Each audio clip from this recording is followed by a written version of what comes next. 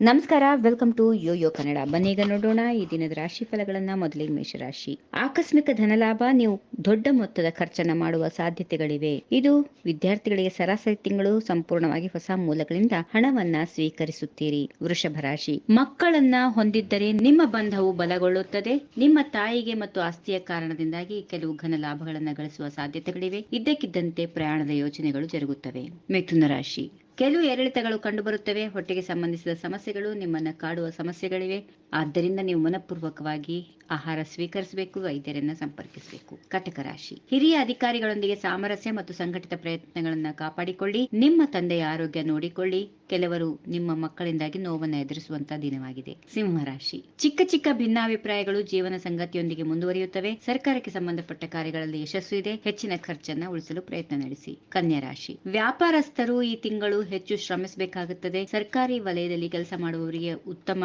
ತಿಂಗಳಾಗಿರುತ್ತದೆ. ತುಲಾ ರಾಶಿ. ಕೆಲಸದ ಸ್ಥಳದಲ್ಲಿ ಹಲವಾರು ಸಾಧನೆಗಳನ್ನು ಮಾಡುವ ಸಾಧ್ಯತೆಗಳಿವೆ. ಸಂದರ್ಶನದಲ್ಲಿ ಕಾಣಿಸಿಕೊಂಡ್ರೆ ಯಶಸ್ಸನ್ನ ಕಾಣುವಂತಹ ಸಾಧ್ಯತೆಗಳಿವೆ. ವೃಶ್ಚಿಕ ರಾಶಿ. ಅಧಿಕೃತ ಪ್ರಯಾಣಗಳನ್ನ ಕೈಗೊಳ್ಳುತ್ತೀರಿ. ಅವುಗಳಿಂದ ಪ್ರಯೋಜನಗಳು ಕೂಡ ಇವೆ. ಬೆನ್ನು ನೋವು, ಸ್ನಾಯು ಸಂಬಂಧಿತ ಸಮಸ್ಯೆಗಳಿಂದ ಬಳಲುತ್ತಿರುವ ಕಾರಣ ತೀವ್ರ ಆರೋಗ್ಯ ಸಮಸ್ಯೆಗಳು ಎದುರಿಸುವಂತಹ ದಿನವಾಗಿರುತ್ತದೆ. ಧನುಸು ರಾಶಿ. ಆಸ್ತಿ, ಅಪಾರ್ಟ್ಮೆಂಟ್ ಖರೀದಿಯಲ್ಲಿ ಹಣವನ್ನ ಹೂಡಿಕೆ ಮಾಡುವ ಸಾಧ್ಯತೆಗಳಿವೆ. ಅದು ಲಾಭದಾಯಕ.